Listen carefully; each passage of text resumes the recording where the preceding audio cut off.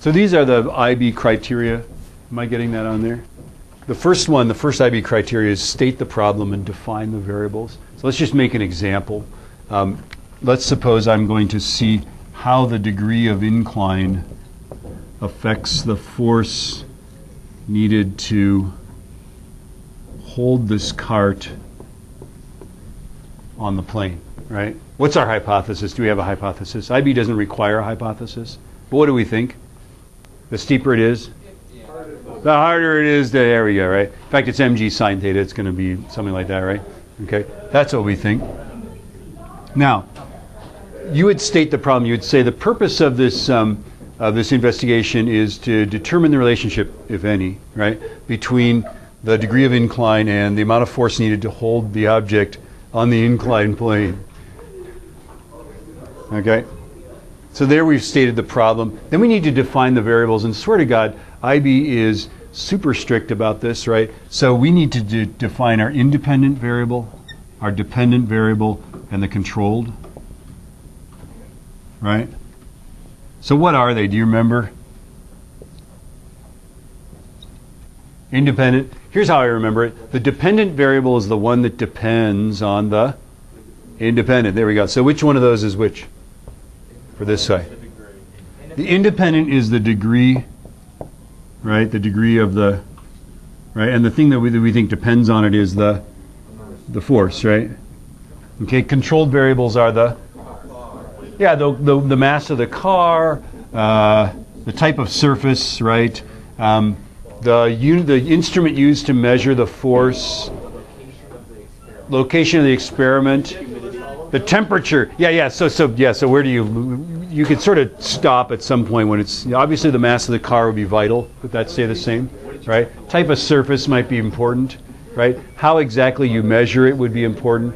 Probably not solar system or planet or something like that, right? So what you can say, by the way, if that bothers you to leave something out, is you can say, and this is the catchphrase, the controlled variables include but are not limited to, right? And you got to use that same voice that people use on like the drug commercials, right? The controlled variables include but are not limited to, just go on and on, right?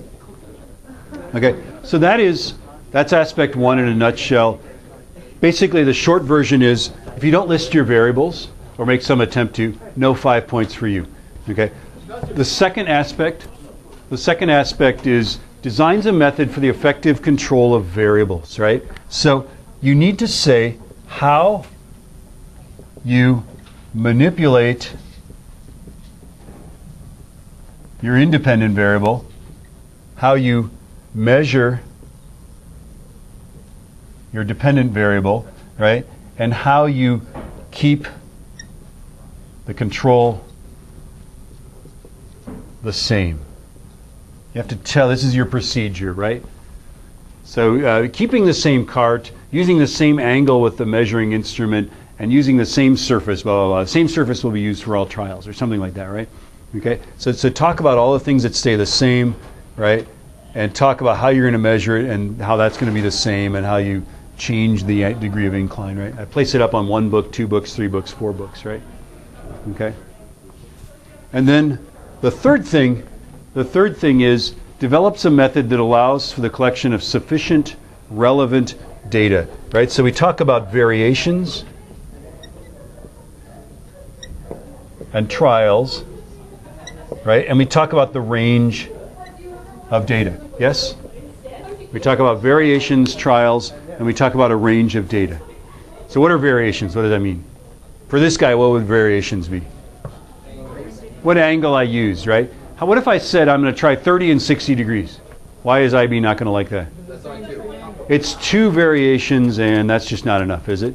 Is 3 enough? No, 3's not enough. Is 4 enough?